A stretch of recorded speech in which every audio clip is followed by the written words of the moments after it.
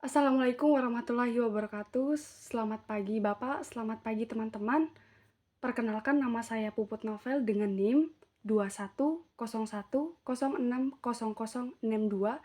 merupakan mahasiswa Universitas Nusa Cendana semester 4 Prodi Pendidikan Kimia. Pada kesempatan kali ini saya ingin mempresentasikan PowerPoint yang telah saya buat tentang larutan non-elektrolit. Sebelum itu, saya ingin menjelaskan tentang larutan. Larutan adalah campuran homogen yang terdiri dari dua zat atau lebih zat-zat yang jumlahnya lebih sedikit di dalam larutan disebut zat terlarut atau solut. Sedangkan zat yang jumlahnya lebih banyak dari padatan zat-zat lain dalam larutan disebut pelarut atau solvent. Pada larutan terdapat jenis-jenis larutan, yaitu yang pertama larutan elektrolit dan yang kedua larutan non-elektrolit. Larutan elektrolit merupakan larutan yang dapat menghantarkan arus listrik, sedangkan larutan non-elektrolit merupakan larutan yang zatnya tidak dapat menghantarkan arus listrik. Berikut contoh-contoh soal, yaitu tuliskan bagaimana setiap zat berikut terurai jika dilarutkan ke dalam air. Yang pertama MgCl2, yang kedua H2SO4, dan yang ketiga CH3COOH.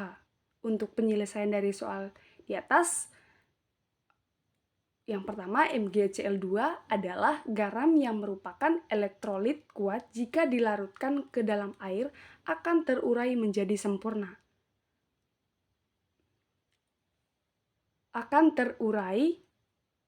Menjadi MgCl2 solid ditambah H2O liquid menghasilkan Mg2+ aquastik ditambah 2Cl-.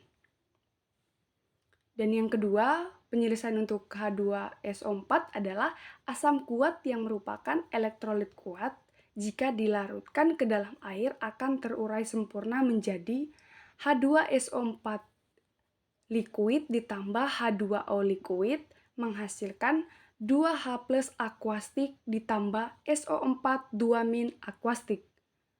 Dan yang terakhir, untuk CH3COOH adalah asam lemah yang merupakan elektrolit lemah jika dilarutkan ke dalam air akan terurai sebagai menjadi CH3COOH liquid ditambah H2O liquid menghasilkan CH3COOH- aquastik ditambah H+ aquastik.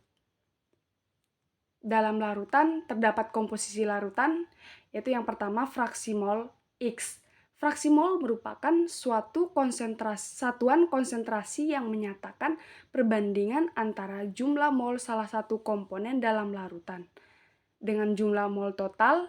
Fraksi mol diberi simbol X dan dinyatakan dalam rumus Xi sama dengan Ni/N. Dan yang kedua itu komolaran. Konsentrasi molar atau molaritas dari suatu larutan didefinisikan sebagai banyaknya mol zat terlarut setiap satuan liter larutan.